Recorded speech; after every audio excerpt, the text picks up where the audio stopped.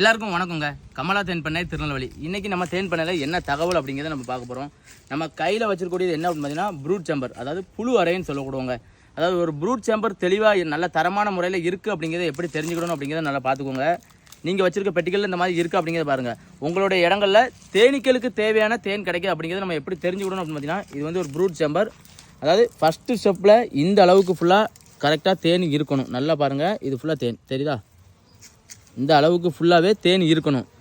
அதுக்கு கீழே இருக்குது பாருங்கள், இதுக்கு கீழே வந்து மகரந்தம். நல்லா பாருங்கள், மகரந்தம் உள்ளே இருக்குது தெரியுது. ஒரு தேன் கூட்டுக்கு கம்பல்சரி தேன் இருக்கிறதையும் தவிர மகரந்தமும் வேணும். அதுக்கு அப்புறம் வந்து பார்த்திங்கன்னா இந்த கேப்பில் இருக்க ஃபுல்லாக ஒரு நாள் முட்டைங்க. உள்ளே இருக்குது இந்த ஒயிட் கலரில் இருக்குது புழு பருவம். இந்த சீல் பண்ணி வச்சுருக்க ஃபுல்லாக கூண்டு புழு. இந்த நான் சொன்ன எல்லா ஸ்டேஜிலும் இருந்தால் நீங்கள் வச்சிருக்கக்கூடிய இடங்களில் தேனீக்களுக்கு தேவையான உணவு கிடைக்குது, பெட்டிகள் தரமாக இருக்குது அப்படிங்கிறது அர்த்தம். வேறு எந்த டவுட் இருந்தாலும் வீடியோவில் வந்து கமெண்ட் பண்ணுங்கள். அது ஒரு வீடியோவாக அப்லோட் பண்ணுறேன். நன்றி.